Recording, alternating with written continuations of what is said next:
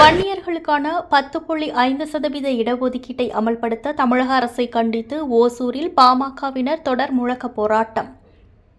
கிருஷ்ணகிரி மாவட்டம் ஓசூரில் சார் ஆட்சியர் அலுவலகம் முன்பு வன்னியர்களுக்கான 10.5% இடஒதுக்கீட்டை வழங்க உச்சநீதிமன்றம் ஆணையிட்டு 1000 நாட்கள் ஆகியும் அதனை அமல்படுத்தாத தமிழக அரசை கண்டித்து பாட்டாளி மக்கள் கட்சியின் தொடர் முழக்க போராட்டத்தில் ஈடுபட்டனர்.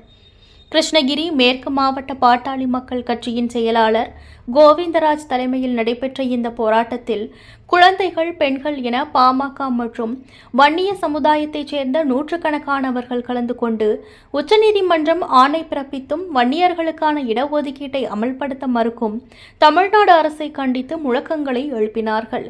இதன் பின்னர் செய்தியாளர்களிடம் பேசிய மாவட்ட செயலாளர் கோவிந்தராஜ், உச்சநீதிமன்ற உத்தரவின்படி வன்னியர்களுக்கான 10.5% இடஒதுக்கீட்டை தமிழ்நாடு அரசு உடனடியாக அமல்படுத்த வேண்டும் என்றும் இதனை அமல்படுத்தும் வரை தொடர்ந்து போராட்டம் நடைபெறும் எனவும் தெரிவித்தார். மேலும் ஜாதி வாரியான கணக்கெடுப்பை தமிழக அரசு உடனே நடத்த வேண்டும் எனவும் அப்பொழுது வலியுறுத்தி பேசினார்.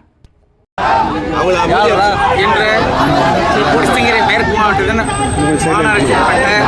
பள்ளி சட்டமன்ற தொகுதிக்குட்பட்ட வன்னியர்களுக்கான இடஒதுக்கீட்டை கண்டித்து தமிழ்நாடு அரசை கண்டித்து இன்னைக்கு ஆர்ப்பாட்டம் செஞ்சிருக்கிறோம்.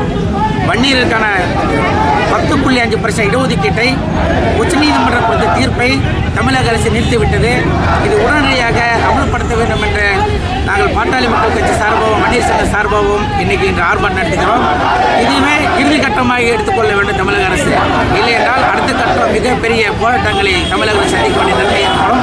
மருத்துவர் ஐயா என்ன சொல்ல போற அதை போல நாங்கள் செய்ய கடமைப்பட்டிருக்கிறோம். இன்றைய தினம் அனைத்து தமிழ்நாடு முழுக்க இந்த வன்னியர்களுக்கான இடஒதுக்கீடு போராட்டம் நடந்து கொண்டிருக்கிறது.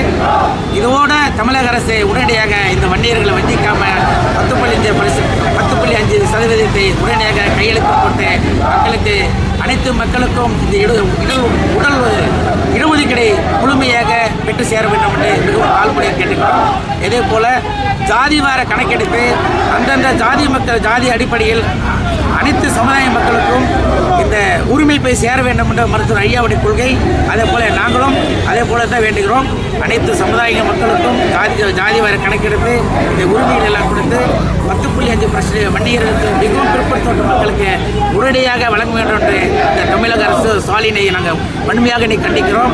இந்த போராட்டம் இதோடு கையெழுத்து போட்டு விட்டால் நிறுத்திக் கொள்கிறோம். இல்லை என்றால் மீண்டும் தொடரும்.